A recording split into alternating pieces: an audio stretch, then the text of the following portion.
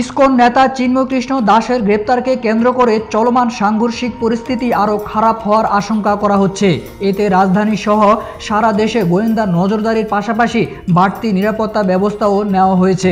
এদিকে সীমান্তে যে কোনো ধরনের অনাকাঙ্ক্ষিত পরিস্থিতি কিংবা অপতৎপরতা রোধে সম্পূর্ণ প্রস্তুত থাকার কথা জানিয়েছে বর্ডার গার্ড বাংলাদেশ বিজিবি। গণমাধ্যমের বরাত দিয়ে গোয়েন্দা সূত্রে এইসব তথ্য জানা গেছে। আইন শৃঙ্খলা রক্ষাকারী বাহিনীর সূত্রগুলো বলেছে, ক্রমে সামাজিক অস্থিরতা বাড়ছে। পরিস্থিতির আরও অবনতি ঘটাতে সন্ত্রাসী হামলা চালিয়ে হত্যার মতো ঘটনাও ঘটতে পারে। চোরাগোপ্তা হামলার আশঙ্কাও রয়েছে।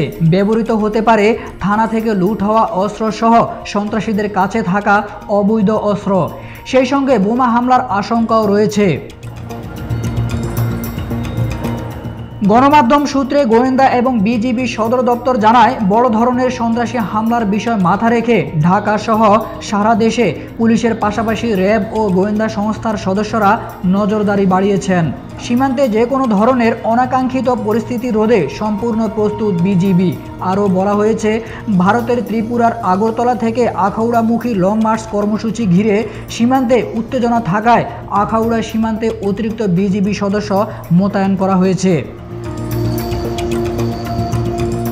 গোয়েন্দা সূত্রগুলো বলছে, ইসকন নেতা চিন্ময়কৃষ্ণ দাস বর্তমানে কারাগারে রয়েছেন।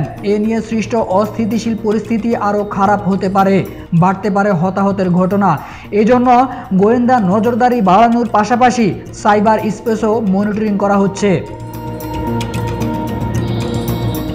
পুলিশ সূত্র জানায়, ঢাকায় ভারতীয় দূতাবাস ঘেরাও কর্মসূচির ডাক দেয় বাংলাদেশ সিভিল সোসাইটি নামের একটি সংগঠন।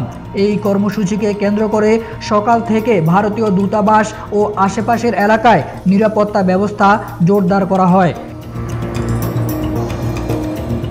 সারা দেশে ইসকনের মন্দিরগুলিতে নজরদারি চলছে জানিয়ে সূত্রটি আরও জানায়, পুলিশ সদর দপ্তর থেকে কে বা কারা এতে অর্থায়ন করছে তার একটি তালিকা করার নির্দেশ দেওয়া হয়েছে। একই সঙ্গে বাইরে থেকে কোনো অর্থায়ন হয় কিনা তারও অনুসন্ধান চালানো হচ্ছে।